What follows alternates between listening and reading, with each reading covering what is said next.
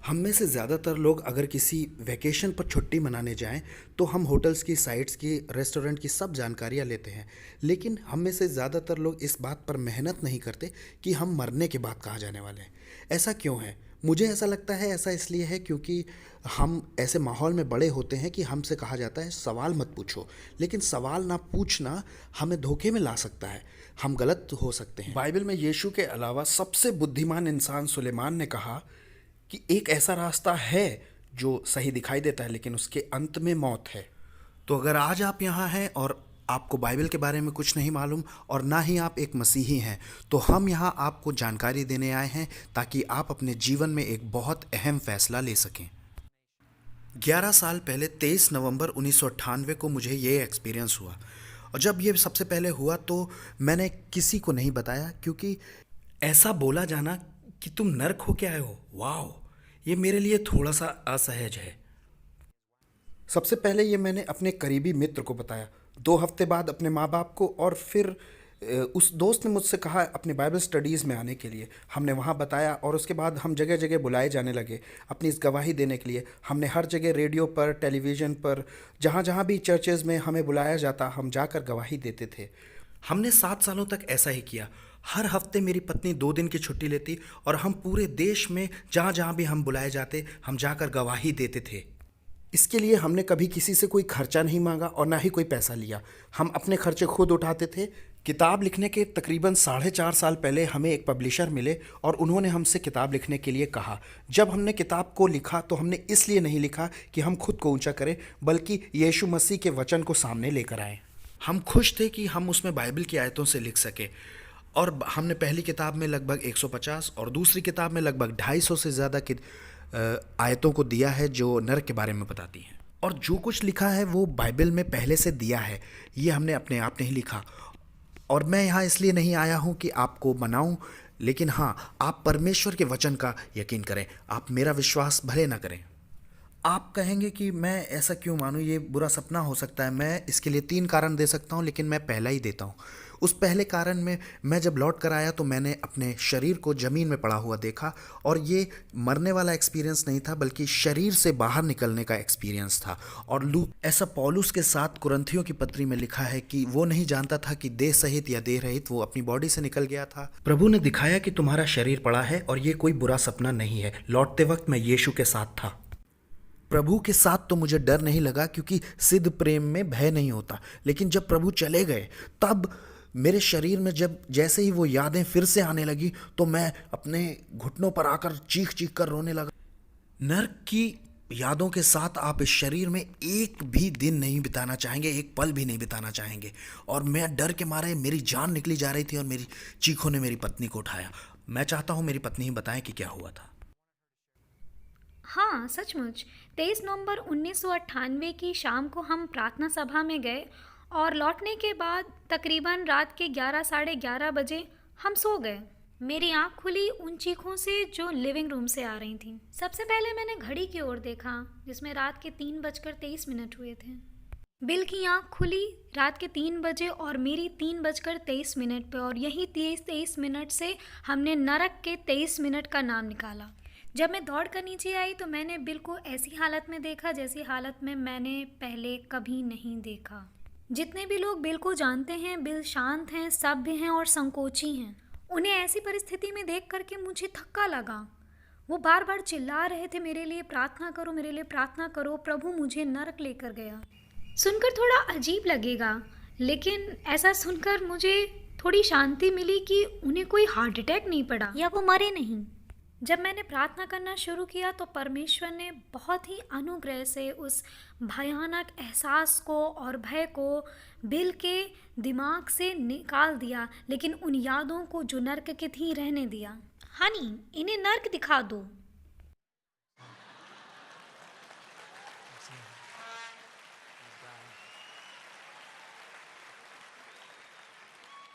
Sunday की शाम थी, हम प्रार्थना सभा में गए और जब लौटे तो सब कुछ साधारण सा था। हमने पहले कोई मूवी नहीं देखी, कोई ऐसी डार्क मूवी, और ना ही मुझे पहले कभी कोई दर्शन हुआ था। सुबह के लगभग 3 बजे मेरी आँख खुली और अचानक मैं अपने शरीर से बाहर निकला और हवा में तैर गया। एक सुरंग से होते हुए मैं नर्क के एक कैद खाने में पहुंच गया। मुझे नहीं मालूम मैं कैसे वहां पहुंचा, क्यों वहां पहुंचा, लेकिन ये बिल्कुल असली था जैसे मैं यहाँ आपके सामने खड़ा हूँ, बिल्कुल असली। ये जो जेल का कमरा था ये बिल्कुल बदबूदार, गंदगी से भरा हुआ और गर्म था, बेहद गर्म था, धुएं से भरा हुआ था। यशाया 24:22 कहता है कि वो यहाँ एक साथ पकड़कर बंदियों की तरह लाए जाएंगे और उन्हें सताया जाएगा। नीति वचन 7:27 में कहा गया है कि वो यहाँ पर कमरों में लाए जाएंगे, हाँ, रूम्स में लाए जाएंगे। अय्यूब 17:16 में दिया है कि वो कैद खाने में भूमि के नीचे लाए जाएंगे। योना 2:6 में लिखा है मैं भूमि के नीचे बंद हो गया था। टिंडल और न्यू इंटरनेशनल वर्जन दोनों में लिटरली यही शब्द आए हैं कि द्वारों में और कैद खानों में बंद किए जाएंगे। सबसे पहली चीज़ जो मैंने ध्यान दी कि वहाँ वो बेहद गर्म था। मुझे लगा कि मुझे तो यहीं राख हो जाना चाहिए था, मैं जिंदा कैसे रहा। गरम पत्थर के फर्श पर मैं मुंह के बल पड़ा हुआ था जिंदा। बहुत मेहनत करने पर भी मैं बिल्कुल हिल नहीं पा रहा था। मेरे शरीर में बिल्कुल जान नहीं थी और मैं बहुत ज़्यादा मूव करने की कोशिश कर रहा था। मैंने सोचा मेरे शरीर के साथ क्या गलत हुआ है, मैं हिल क्यों नहीं पा रहा हूँ। लेकिन जैसा यशाया 14:9-10 में आया है कि मैं वहाँ कमज़ोर हो गया। नर्क ने तुमसे मिलने के लिए खुद को तैयार किया है और तुम वहाँ आकर कमज़ोर हो जाओगे। जो वहाँ कमज़ोर के लिए शब्द आया है वो है एलोरफेन। वो वही शब्द है जो न्यायों में शमशून के लिए लिखा है कि वो कमज़ोर हो गया। भजन 88:4 मैं बलहीन पुरुष हो गया। तो सबसे पहले आपको वहाँ कमज़ोरी फील होगी, आप बिल्कुल हिल नहीं सकेंगे सदा तक। आपके साथ कभी ऐसा हुआ है कि आप बीमारी से बहुत परेशान हैं, बुखार है और आप बिल्कुल उठ नहीं पा रहे हैं? नर्क में आप बिल्कुल 1000 गुना वैसे ही कमज़ोर हैं। प्रेरितों के काम 17:28 में दिया है क्योंकि हम उसी में जीवित रहते और चलते फिरते हैं और स्थिर रहते हैं। मूवमेंट्स भी परमेश्वर ही देता है। मैंने अपनी आंखें उठाई तो वहाँ मैंने सामने 2 भयंकर जीवों को, जानवरों जैसे जीवों को देखा। ये शैतान के दुष्ट दूत थे, इनके शरीर पर चकत्ते थे, इनकी आंखें अजीब सी थी, इनका मुंह में बर्छियों जैसे दांत थे और इनके 1 फुट से ज़्यादा लंबे नाखून थे। और मैं इसके लिए भी बाइबल से आपको आयतें दे सकता हूँ लेकिन थोड़ा सा लंबा हो जाएगा। ये दोनों उसी कमरे, उस कैद खाने में रखे गए थे और उनसे आपको भयानक डर लगेगा जितना आपको कभी किसी के सामने नहीं लगा। वो परमेश्वर की निंदा कर रहे थे और बड़ी गंदी गालियाँ निकाल रहे थे और तब वो परमेश्वर से घृणा करते थे, नफरत करते थे। हम जानते हैं कि घृणा और नफरत करना नर्क से ही आता है। जब वो निंदा कर रहे थे तो उनमें से एक आया और उसने मुझे पकड़ा और दीवार पर कस कर पटक कर मारा। मेरा वजन उनके लिए इस गिलास जितना था और बहुत ज़्यादा ताकतवर थे वो। मुझे लगा जैसे मेरी हड्डियां तक टूट गई। मैंने बहुत दर्द महसूस किया और लौटते समय मुझे यीशु ने समझाया था कि मैंने ऑलमोस्ट सारा पेन जो तुमने फील किया ब्लॉक कर दिया था, सिर्फ थोड़ा सा तुम्हें एहसास कराया है ताकि तुम जानो कि यहाँ सचमुच दर्द होता है, ताकि लोग जाने कि ये काल्पनिक दर्द नहीं है, ये सचमुच का दर्द है। तभी उनमें से दूसरा आया और उसने अपने नाखूनों को मेरे सीने में रख कर मेरे सीने को फाड़ डाला। नर्क में भी आपके पास शरीर है। मत्ती 10:28 में लिखा है कि उससे डरो जिससे जो तुम्हारे शरीर और आत्मा दोनों को घात कर सकता है। लूका 16 के धनवान मनुष्य के पास आंखें थी, जबान थी, सब कुछ था। मैंने ध्यान दिया कि मेरे अंदर से कुछ लहू या पानी नहीं निकला, क्योंकि लय व्यवस्था 17:11 कहता है कि जीवन लहू में है और नर्क में कोई जीवन, इसीलिए नर्क में कोई भी लिक्विड या खून पानी जैसी कोई चीज़ नहीं। जकरिया 9:11 में दिया है कि तेरे बंदी ऐसे स्थान पर लाए जाएंगे जहां पानी नहीं है, एक बूंद पानी भी नहीं है। फिर मैंने महसूस किया कि किसी ने मुझे बाहर निकाला। वो परमेश्वर था लेकिन मैं समझा नहीं उस वक्त। फिर वहाँ से मुझे एक आग के गड्ढे के पास पहुँचाया गया जहाँ से आग की लपटें उठ रही थी और बड़ी भयानक आग ऊंची ऊंची उठ रही थी। वहाँ आग के थक्के उड़ रहे थे और लावे जैसा कुछ बह रहा था। और ये पहली बार था जब मैंने इंसानों को देखा। हाँ, उनकी आवाज़ें मुझे सुनाई दे रही थी और वो दर्द में बहुत बुरी तरह से चीख रहे थे। और वो 1-2 नहीं, बहुत सारे इंसान थे। वो दर्द में चीखने की आवाज़ें आपके दिल को चीर देंगी। यशाया 57:21 में दिया है कि दुष्टों के लिए परमेश्वर ने कोई शांति नहीं रखी, नर्क में सदा के लिए कोई शांति नहीं। और वहाँ इंसान जो थे वो उनको आग की लपटों में गड्ढे में पड़े हुए मैंने देखा। और ये कोई काल्पनिक आग नहीं है, ये मन गढ़ंत आग नहीं, ये सचमुच में सच्ची आग ही थी जिससे आदमी जलता है। भजन 11:6 में दिया है कि वो दुष्टों पर अपने फंदे बरसाएगा और प्रचंड लू उनके कटोरों में बांट दी जाएगी। भजन 140:10 उन पर अंगारे डाल दिए जाएं और वो आग में गिरा दिए जाएं, ऐसे गड्ढों में गिरें कि फिर ना उठें। मत्ती 13:39 स्वर्गदूत धर्मियों को दुष्टों से अलग कर अग्नि कुंड में डालेंगे। मैं और भी आयतें बाइबल से दे सकता हूँ कि वो सचमुच में आग ही थी, लेकिन मैं सिर्फ एक देता हूँ। जैसा प्रकाशित वाक्य में दिया है कि महाक्लेश काल में जब अग्निकुंड खोला गया तो उससे धुआं निकला जिसने हमारे आकाश को ढक लिया। अब आकाश में धुआं तभी ढक सकेगा जब सचमुच में आग होगी तब। अगर आग काल्पनिक होगी तो धुआं निकलेगा ही नहीं, लेकिन अगर आग सचमुच में होगी तो ही धुआं निकलेगा। लूका 16 में धनवान पुरुष सिर्फ एक बूंद पानी मांग रहा है। अगर वो आग सिर्फ काल्पनिक है तो वो पानी की एक बूंद क्यों मांग रहा है? बाइबल में 46 आयत हैं जो यीशु ने बोली हैं नरक के बारे में, जिसमें 18 सिर्फ नरक की आग के बारे में है।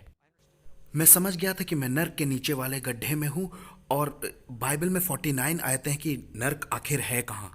यहेजकेल 26:20 और गिनती 16 और ऐसी ही 49 आयतें हैं।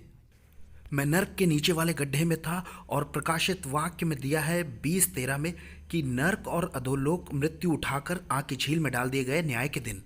मैं समझ चुका था कि यहाँ सताने के लिए अलग अलग स्थान है और दर्द देने के अलग अलग स्तर हैं। मुझे ये तो नहीं मालूम कि मैं कौन से स्तर पे था, लेकिन वहाँ सब कुछ अलग अलग है।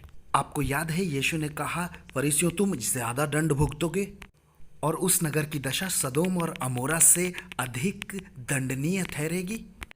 इब्रानियों 10:28 सोचो वो कितने ज्यादा दंड के योग्य ठहरेगा जिसने परमेश्वर के पुत्र के लहू को पांव से रौंदा है। लूका 12:47 वो दास जो तैयार न रहा वो ज्यादा मार खाएगा। देखिए, मैं ये समझाना चाह रहा हूं कि नरक में ऐसी कोई जगह नहीं है जहां आप आराम से रह ले जाएं। वो सबकी सब जगह ही दर्दनाक है और आप उसको सह नहीं पाएंगे। और एक बूंद पानी आपके लिए बहुत कीमती है। ऐसा समझिए जैसे आप महीनों से दौड़ रहे हैं रेगिस्तान में बिना पानी के। मैं बुरी तरह से सिर्फ एक बूंद पानी चाहता था, और आपको वो एक बूंद पानी कभी नहीं मिलेगा।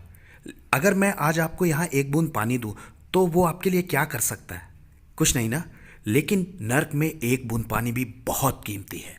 इसलिए जब मैं वापस आया तो मैंने अपनी पत्नी से पीने के लिए एक गिलास पानी मांगा, और जब मैंने उसे देखा तो मुझे लगा, वाह, एक गिलास पानी में कितना जीवन भरा है, कितना जीवन भरा है एक गिलास पानी में।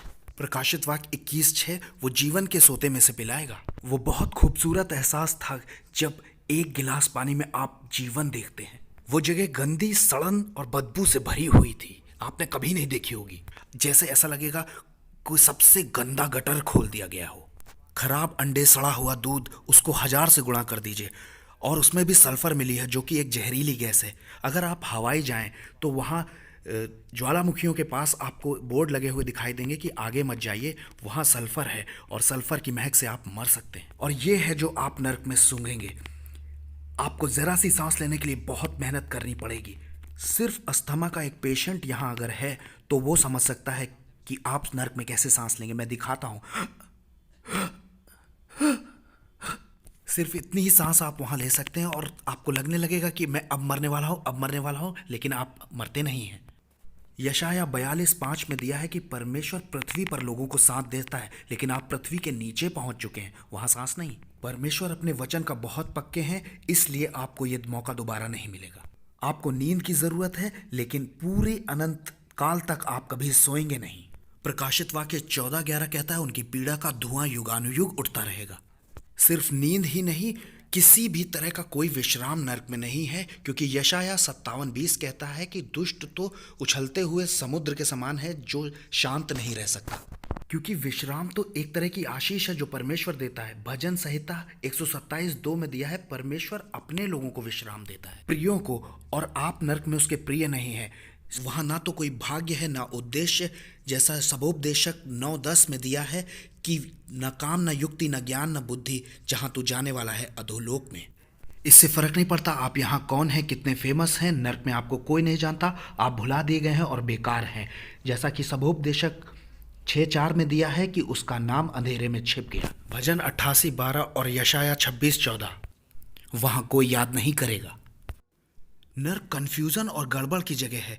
आप यहाँ पृथ्वी पर सब कुछ ऑर्डर से सलीके से चाहते हैं ना, नर्क बिल्कुल उसका उल्टा है। यर्मिया 20:11 और यशाया 45:16 में दिया है गड़बड़ की सदाकाल की जगह। अय्यूब 10:22 मृत्यु के अंधकार का देश जहाँ सब कुछ गड़बड़ है।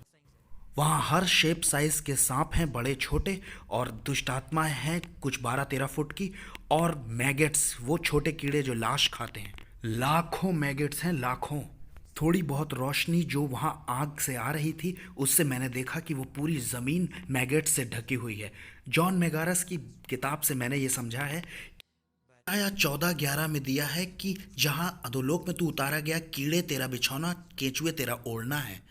जॉन मेगास ने इसी शब्द का इस्तेमाल किया है, मैगेट। और मैगेट ऐसे कीड़े हैं जो इंसान या मरे हुए जानवर का मांस तब तक खाते हैं जब तक वो खत्म ना हो, और नर्क में आपका मांस कभी खत्म नहीं होगा। इसीलिए यीशु ने कहा है कि देखो कि वहाँ तेरा कीड़ा नहीं मरता और तेरी आग नहीं बुझती। कीड़ों के लिए जो शब्द वहाँ आया है वो भी मैगेट्स ही है। मुझे ये बातें पता नहीं थी, लेकिन सोचिए वो कीड़े हमेशा जिंदा रहेंगे, जैसा कि अय्यूब 24:20 में आया है। क्या ये सचमुच घिनौना नहीं है? डर का जो स्तर आप नर्क में महसूस करेंगे वो आपकी कल्पनाओं से भी परे है। मैं इसकी तुलना करना चाहूँगा अपने जीवन के एक खतरनाक अनुभव से। मैं जब 16 साल का था तो मैं सर्फिंग किया करता था फ्लोरिडा कोको बीच पर। वहाँ शार्क आ गई और मेरे बगल वाले व्यक्ति का वो पैर खा गई। वहाँ लगभग 30 से ज़्यादा शार्क थी और 100 से ज़्यादा लोग थे, और शार्क वापस आई। हम सब किनारे की तरफ भागे और मैं अपने घुटनों पर अपने बोर्ड पर, जो कि 9 फुट का था, उस पे था, और वो मेरे बोर्ड से लंबी थी। न्यूज़पेपर में बताया गया कि वो टाइगर शार्क थी। शार्क वापस आई और उसने अपना मुंह घुमाया। उसके दांत इतने लंबे थे और उसका मुंह इतना खुला हुआ था। मैंने जब उसे देखा तो वो वापस आई और उसने मेरे बोर्ड के 2 टुकड़े कर दिए, और उसने मेरे पैर से पकड़कर मुझे पानी के अंदर खींच लिया। आप कल्पना कर सकते हैं मुझे कितना डर लगा होगा। मेरा डर कुछ भी नहीं था उस डर के आगे जो मैंने नर्क में महसूस किया। अगर तुलना की जाए तो ये डर तो कहीं दर्ज भी नहीं होगा। भजन 73, 17, 18 में दिया है कि तू उन्हें फिसलने वाले स्थानों में रखता है और वो घबराते घबराते नष्ट हो गए। खैर, शार्क से मैं बच गया। ये परमेश्वर का चमत्कार था, सही ना? उसने अपना मुंह खोल दिया और मैं बच गया, और मेरे पाँव पर आज तक कोई निशान भी नहीं है।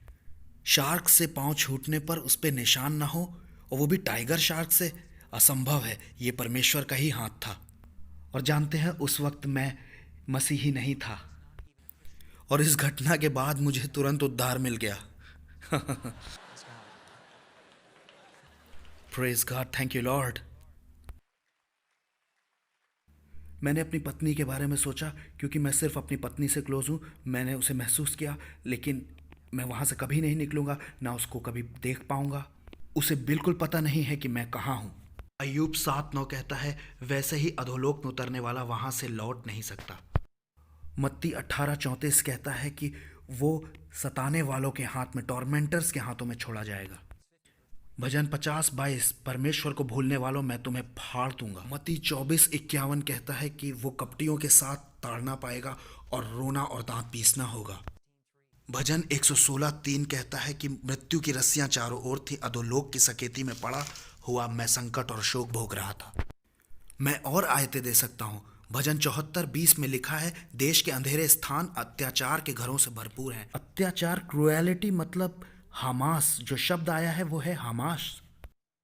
हमास शब्द की अगर आप गहराई में जाएंगे तो उसका अर्थ है उपद्रव, नष्ट होना, विनाश करना, और सच्ची घृणा। दुष्ट आत्माएं आपसे घृणा करती हैं, और आप अपने प्रियों को कभी नहीं देखेंगे। आपने देखा होगा उस गड्ढे में सबको एक साथ रखा गया है, लेकिन सच में ऐसा नहीं है। सबको अलग अलग रखा गया है। हम किसी से बात करके खुश होते हैं, हमें अच्छा लगता है किसी से मिलना, बात करना, लेकिन नर्क में ऐसा नहीं होगा। आप कभी किसी से कोई बात नहीं कर सकेंगे। आप अकेले अंधकार में पड़े रहेंगे, क्योंकि हमारी आत्मा कभी मरती नहीं है। इसलिए आपको हमेशा ऐसे ही रहना है। परमेश्वर ने हमें अपनी समानता स्वरूप में बनाया। आप चाहे कुछ भी कर लें, ये सब कुछ ऐसे ही चलता रहेगा। आप कहेंगे बिल, ये नर्क इतना भयानक क्यों है? मैं यहाँ कुछ समझाना चाहूँगा। मत्ती 25:41 में यीशु ने कहा है कि नर्क शैतान और उसके दूतों के लिए बनाया गया था, और ये शब्द तैयार किया गया था। ये शब्द यूहन्ना 14:2 में भी मिलता है। यहाँ यीशु कहते हैं कि मैं स्वर्ग में तुम्हारे लिए जगह तैयार करने जाता हूं। जब उसने नर्क प्रिपेयर किया, इसका मतलब उसने अपने सारे गुणों को उस नर्क से बाहर रखा। याकूब 1:17 कहता है, हर एक उत्तम चीज ऊपर से ज्योतियों के पिता से मिलती है। जब परमेश्वर ने नर्क का निर्माण किया तो उसने अपने आप को, अपने गुण को उससे बाहर निकाल लिया। नर्क में अंधेरा है क्योंकि पहला यूहन्ना 1:5 कहता है परमेश्वर ज्योति है। नर्क में मृत्यु है क्योंकि परमेश्वर जीवन है। यूहन्ना 1:4 नर्क में सिर्फ घृणा है क्योंकि पहला यूहन्ना 4:16 कहता है परमेश्वर नर्क में कोई दया नहीं। 36:5 भजन कहता है परमेश्वर की दया स्वर्ग नर्क में कोई ताकत नहीं क्योंकि परमेश्वर सामर्थ है। भजन 18:32 नर्क में कोई पानी नहीं क्योंकि व्यवस्था विवरण 11:11 कहता है स्वर्ग की वस्तु पानी है। नर्क में कोई शांति नहीं क्योंकि यशायाह 9:6 कहता है वो शांति का राजकुमार है।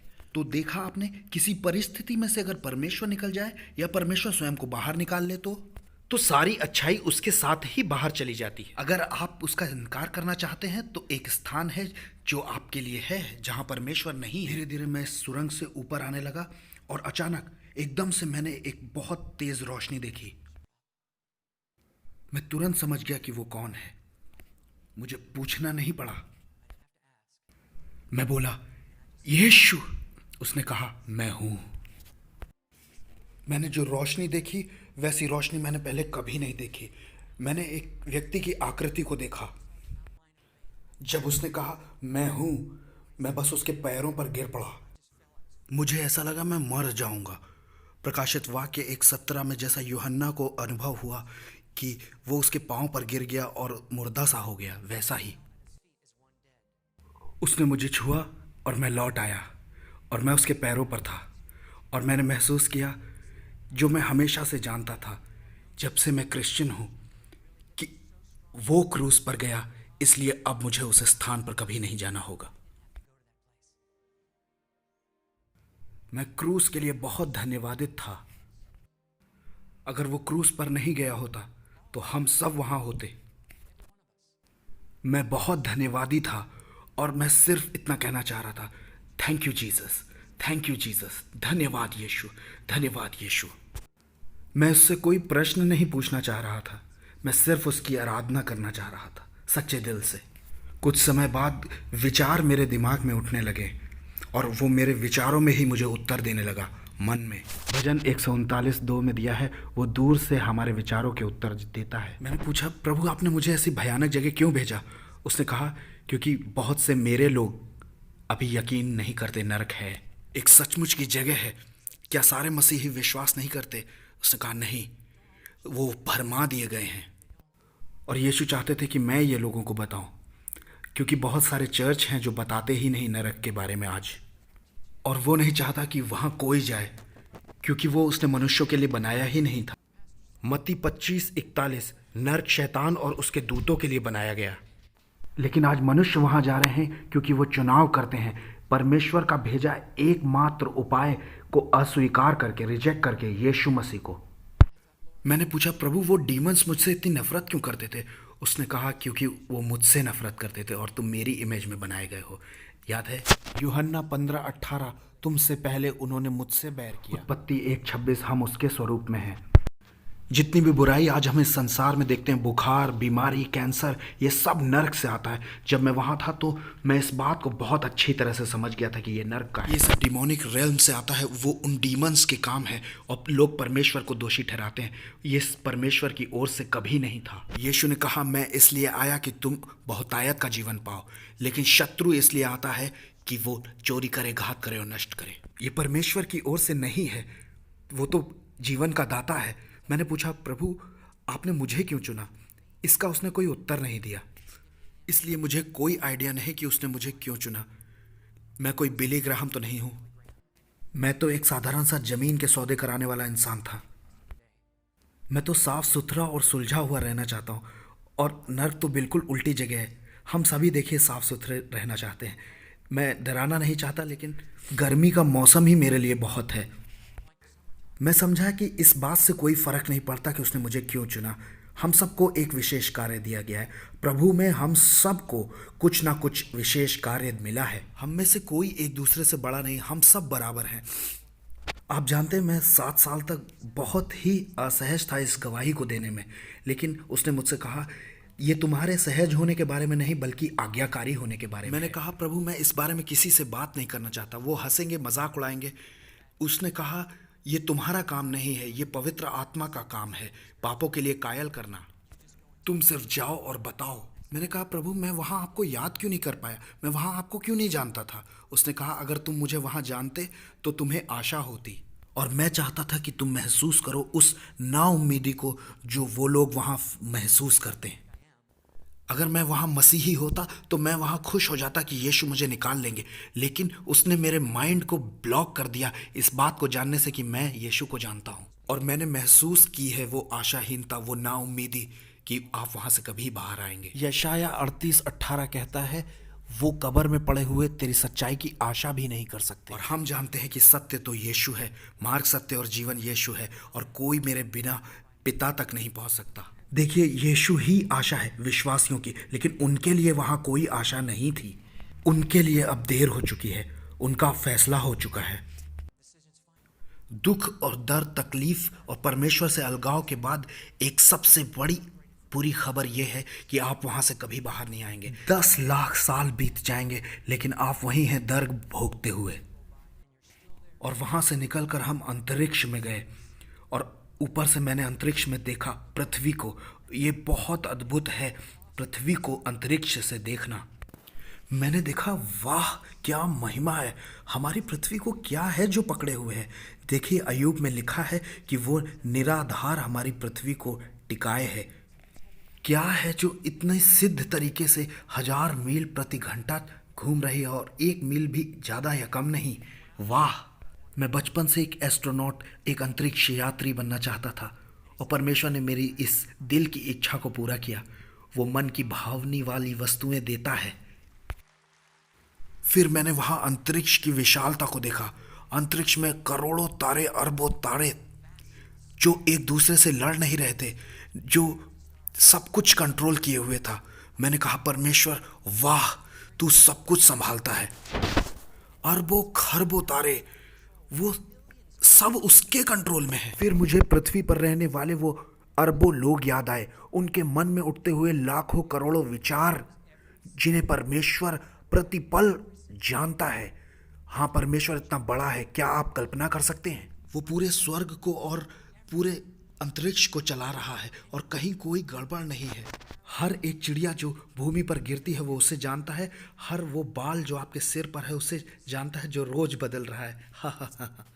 और बाल भी हर समय बढ़ रहे हैं।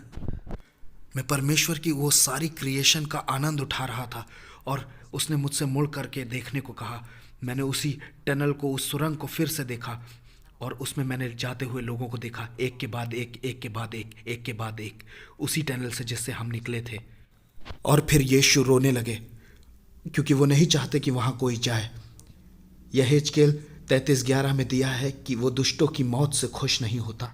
और लोग एक के बाद एक उस गड्ढे में गिर रहे थे, और यीशु चाहते थे कि मैं ये देखूं ताकि मैं गवाही दे सकूं। और मैं खड़ा नहीं रह पाया ये देखकर, और उसने मुझे महसूस कराया उसके दिल का वो हिस्सा, परमेश्वर का प्रेम, परमेश्वर की दया, उसका तरस। इफिसियों 3:19, मसीह के प्रेम को जानो जो ज्ञान से परे है।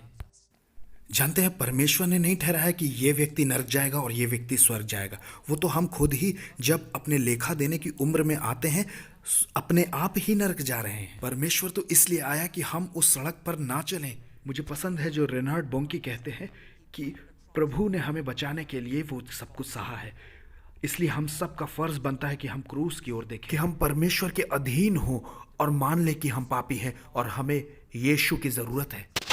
हम पृथ्वी पर आए, मैं अपने शरीर के पास कहूँ ऊपर था, मैं छत पर से अपने शरीर को देख रहा था, और मैं देख कर कह रहा था कि ये मैं नहीं हूँ, मैं तो ये हूँ जो मैं खड़ा हूँ। ये ऐसा है जैसे आप अपनी कार से बाहर निकल आए हों। आप कार नहीं हैं, आप कार से बाहर आ चुके हैं। ऐसा ही शरीर से बाहर आना है, ये इतना ही टेम्परेरी है। मैंने कहा, प्रभु ये क्या है? उसने कहा, ये तुम्हारा जीवन है। मैंने कहा, बस प्रभु इतना सा छोटा? उसने कहा, याकूब 4:14, तुम्हारा जीवन भाप के समान है। अनंत जीवन के मुकाबले में ये काफ़ी छोटा है, जैसे केतली से निकलता हुआ धुआं, बस इतना ही। मैंने कहा, प्रभु इसका मतलब हमारे पास समय कम है। उसने कहा, इस कम समय में जो तुम मेरे लिए करते हो मैं उसे पूरे अनंत जीवन याद रखूंगा।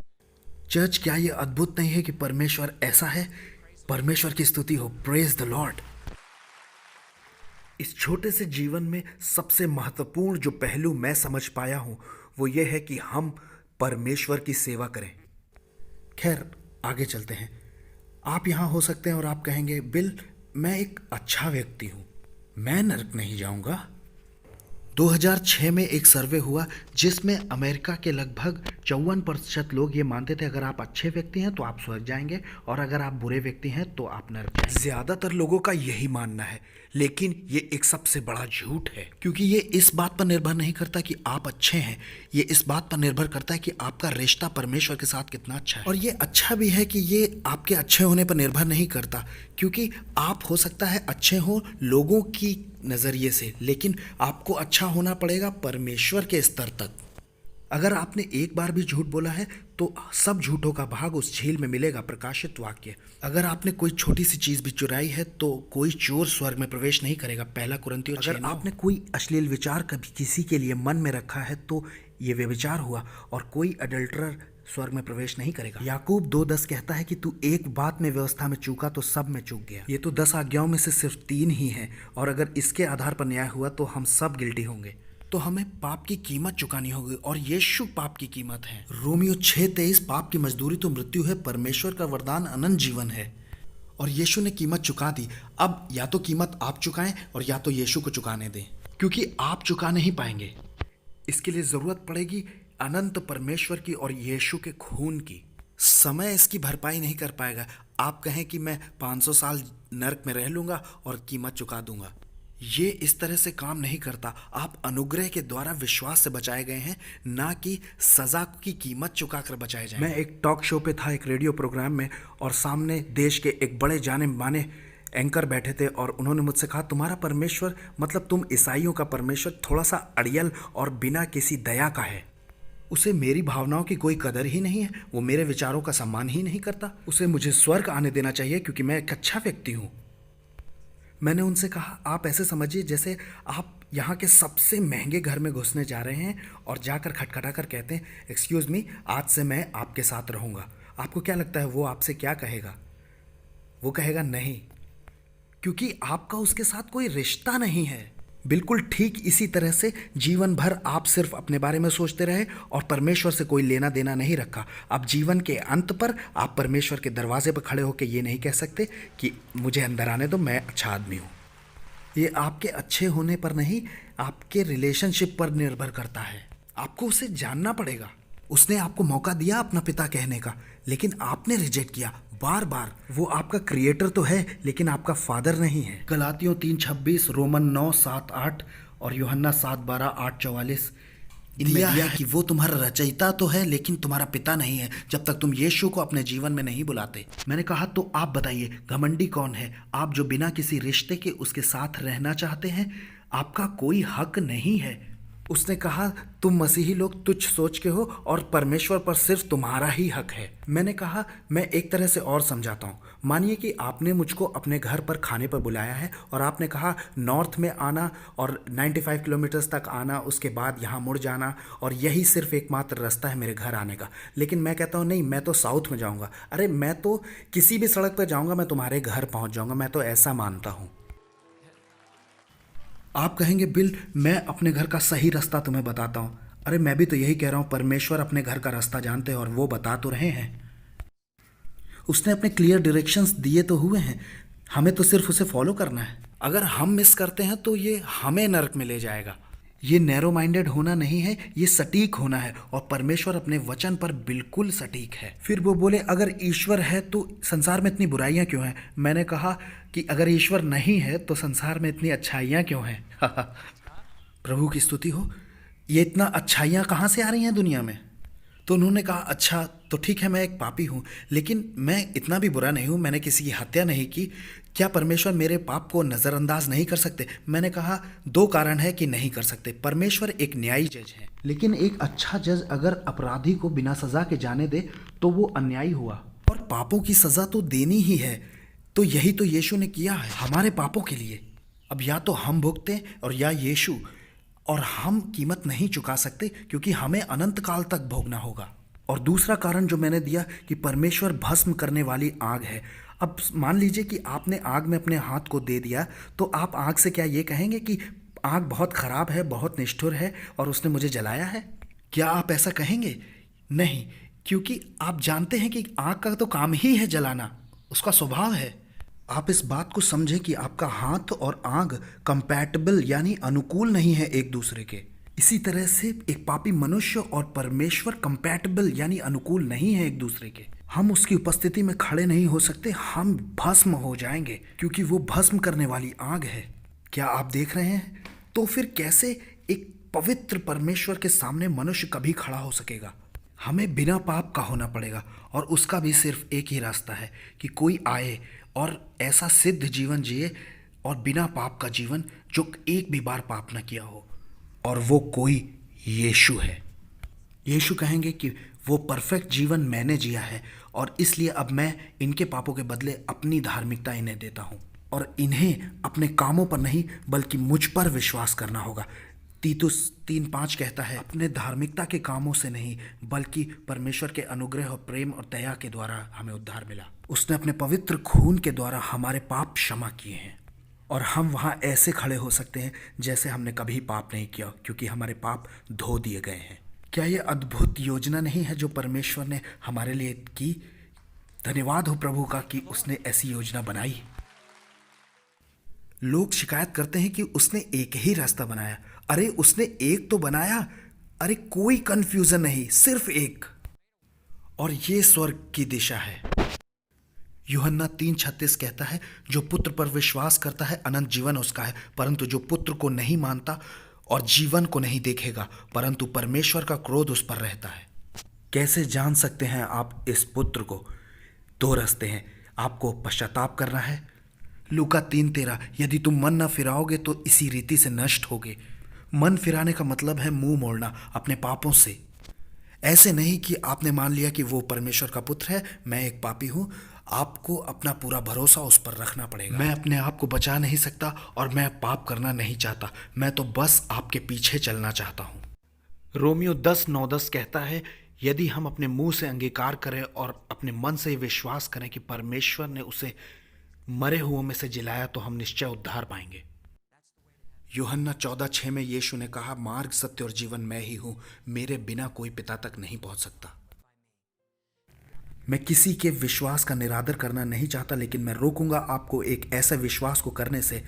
आपके लिए यीशु मरे, एकमात्र रास्ता यीशु ही है। आई डोंट केयर कि आप किस विश्वास के साथ बड़े हुए हैं, लेकिन यीशु एकमात्र रास्ता है। लेकिन जानते हैं, आपको चुनाव का मौका दिया गया है। यही तो प्रेम करता है, प्रेम चुनने का अधिकार देता है। वो हमें रोबोट बना सकता था, लेकिन उसने ऐसा नहीं किया। उसने हमें स्वतंत्र इच्छा दी ताकि हम उसे चुन सकें। आखिरी आयत, प्रकाशित वाक्य 20:15, जिस किसी का नाम जीवन की पुस्तक में लिखा हुआ ना मिला वो आग की झील में डाला गया। परमेश्वर के पास एक किताब है, न्याय के दिन वो किताब आपके सामने खोली जाएगी।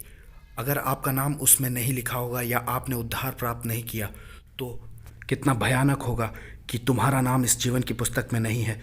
मेरे सामने से दूर हो जाओ और उस अनंत आग में चले जाओ जो शैतान और उसके दूतों के लिए तैयार की गई है। ये आपके जीवन के सबसे खराब शब्द होंगे जो आपने सुने, क्योंकि परिणाम हमेशा के लिए है। इसलिए मैं एक सवाल आपसे पूछता हूँ, क्या आपका नाम उसके जीवन की पुस्तक में है?